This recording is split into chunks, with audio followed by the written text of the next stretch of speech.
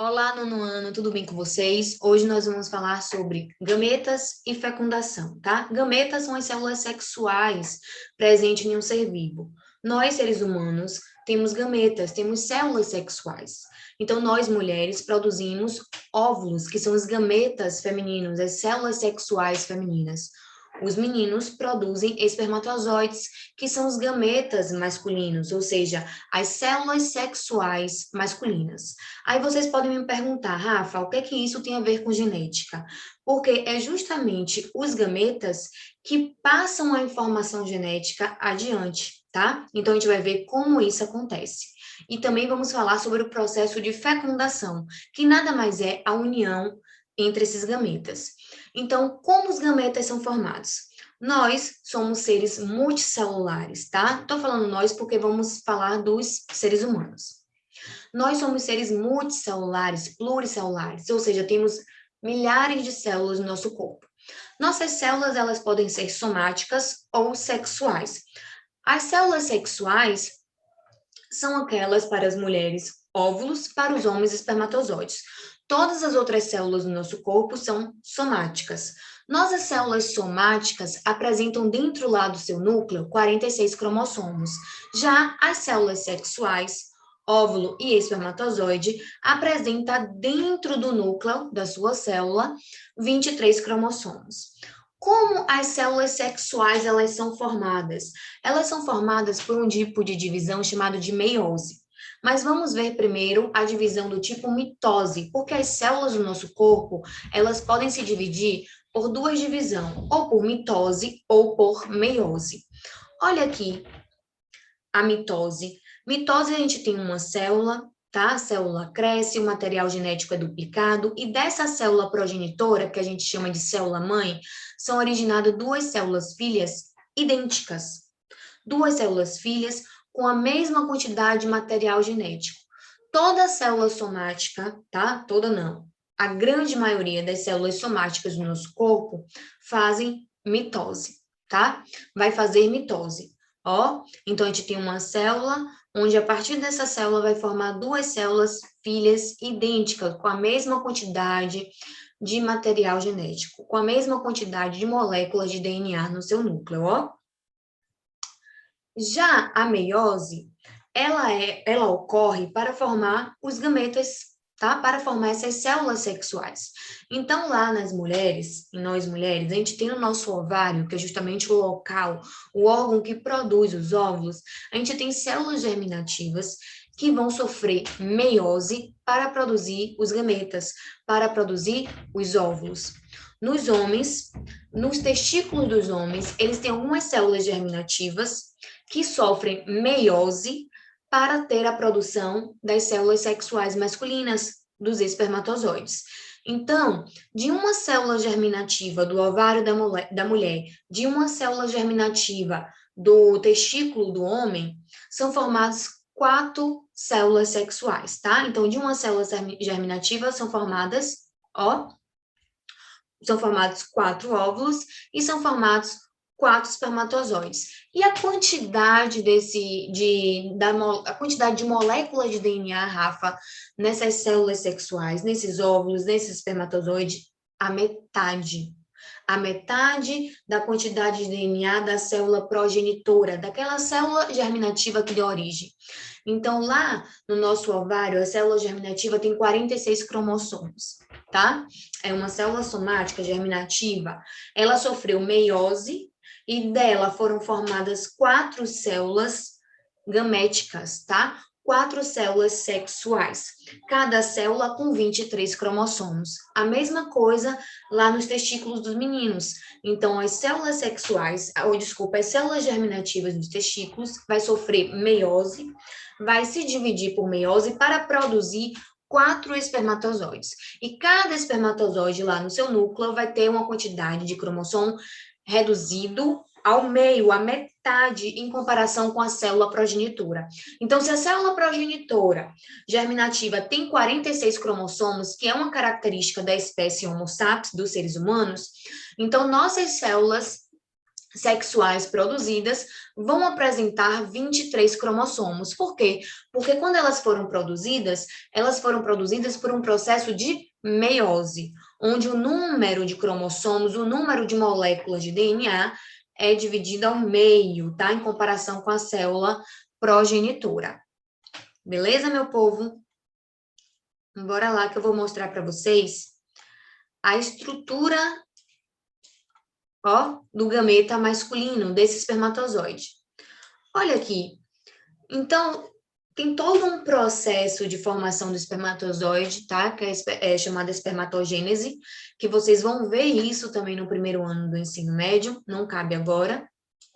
Então, esse é o processo final, tá? De formação do espermatozoide. Aqui é o espermatozoide clássico. Você tem a cauda, né? Um flagelo que permite a movimentação dessa célula sexual. Vai ter como se fosse um pescoço, que é chamado de colo, onde existe uma grande quantidade de organelas citoplasmáticas, chamadas de mitocôndrias, que vai produzir energia, moléculas de ATP, e vai fornecer uma grande quantidade de energia para a célula sexual. Tem uma cabeça, tá? Que é a parte principal, onde está o material genético, inclusive, dessa célula. Por quê? Porque é nessa cabeça que tem o núcleo, tá? E é no núcleo que tem os 23 cromossomos. Também na cabeça existe como se fosse uma bolsa, uma vesícula cheinha de enzima digestiva, tá? Chamado de acrossoma, que fica mais ou menos aqui, ó, nessa porção apical da cabeça, que permite o quê? Uma penetração do espermatozoide no óvulo, tá? Então, o acrossoma é rompido, as enzimas digestivas são liberadas para facilitar, para auxiliar na degradação da membrana que está ali circundando o óvulo e permitir que o espermatozoide possa entrar, chegar no interior do óvulo, que é o gameta feminino.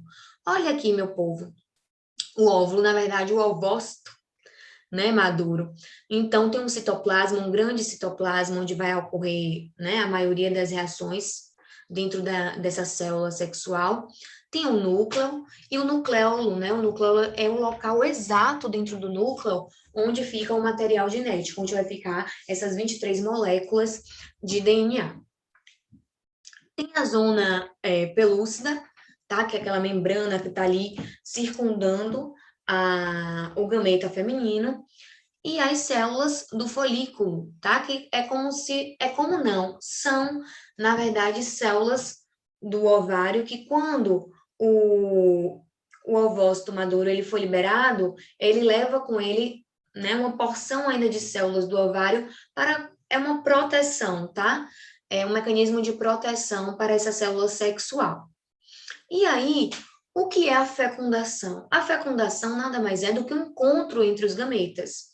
Então, quando a gente fala de seres humanos, a gente fala do ato sexual, né? Vai ter uma reprodução do tipo sexuada, onde os homens, durante a ejaculação, vai liberar, junto com o sêmen, os espermatozoides, e a mulher, né, no seu período fértil, vai liberar, através do ovário, o ovócito maduro. Então, quando tem um encontro do espermatozoide que vai passar por todo o canal vaginal da mulher, subir pelo útero, ir para ali para a trompa de falópio, né, ou tubas uterinas, e encontrar esse ovócito maduro, esse óvulo, né? E aí, quando esse espermatozoide encontrar esse ovócito, vai ter o quê? A fecundação. E é isso que está mostrando aqui, ó. Rafa, o que é a fecundação? É a união entre os gametas sexuais, masculino e feminino? Sim, tá? É a união, e a partir dessa união ocorre o quê? A fusão dos núcleos dessas células sexuais. Cada um com 23 cromossomos, então vai ocorrer a união, 23 cromossomos originados do óvulo, 23 cromossomos originados do espermatozoide, então vai formar uma célula ovo ou zigoto com 46 cromossomos, tá bom? Então, é por isso que cada célula sexual só vai ter o quê? Os 23 cromossomos. E é dessa maneira que as informações genéticas, tá? As informações genéticas contidas nessas moléculas de DNA, nesses cromossomos, são passadas adiante, através da produção de gametas, da união entre os gametas, da formação de novos indivíduos, através do processo da fecundação. Ok, meu povo? Vamos fazer esse exercício aqui, ó, da página, deixa eu ver, a página 332, questão 5. Na divisão celular por mitose, ó, não é meiose, é mitose, a célula-mãe é aquela que entra em divisão, e células-filhas são as células novas, as células formadas. A esse respeito, responda as questões a seguir. Ao final da mitose, uma célula-mãe dá origem a quantas células-filhas? Então, eu já tinha falado para vocês que no final da mitose, uma célula-mãe dá origem a duas células-filhas. Duas células-filhas idênticas à célula progenitora, com a mesma quantidade de material genético, tá bom? Se uma célula-mãe apresenta 46 cromossomos, que é o caso, um exemplo para a gente, né, seres humanos, quantas células-filhas serão formadas? Não, 46 cromossomos após a mitose, cada célula-filha terá quantos cromossomos? 46 cromossomos. Cada célula-filha terá 46 cromossomos ou 46 moléculas de DNA, tá?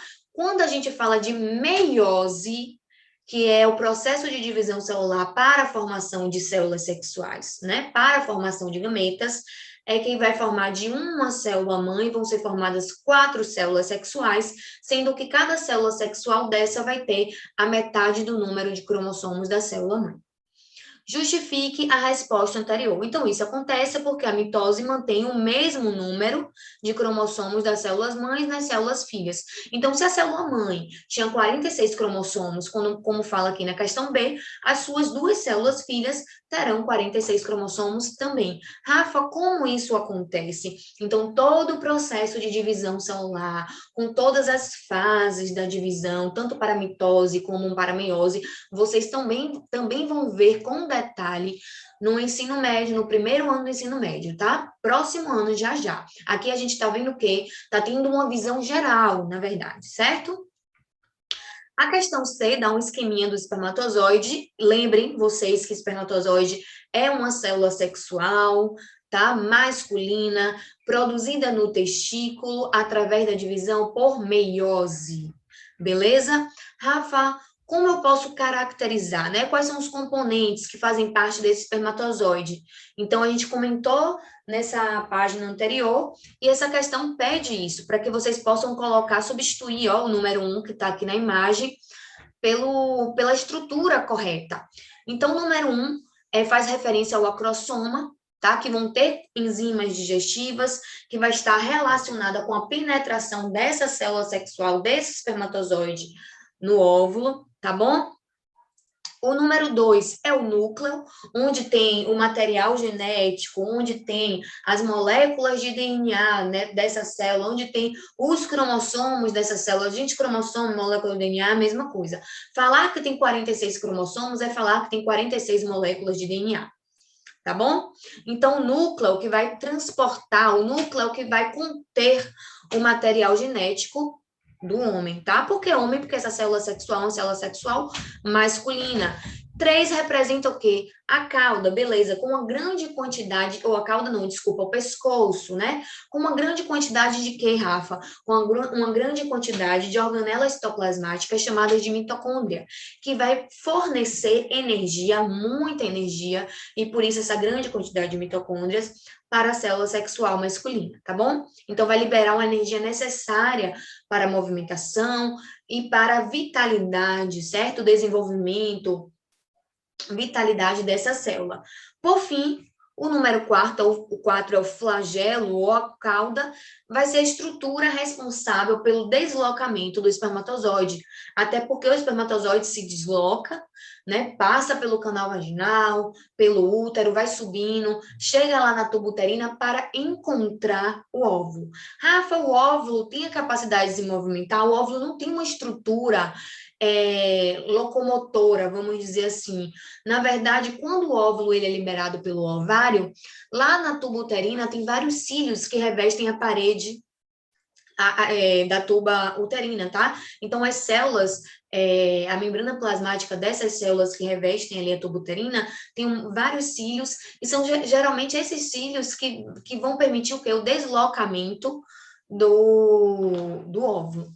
Beleza, meu povo? Na próxima aula, nós vamos falar sobre os experimentos de Mendel e como Mendel começou a estudar, através de modelos matemáticos, a probabilidade das características serem passadas ao longo das gerações. Espero que vocês tenham entendido, mas como vocês sabem, qualquer dúvida, podem entrar em contato comigo via e-mail ou falam comigo para eu esclarecer e tirar dúvidas de vocês na nossa aula online. Beleza, meu povo? Ó, um beijo, tchauzinho e até a nossa próxima aula.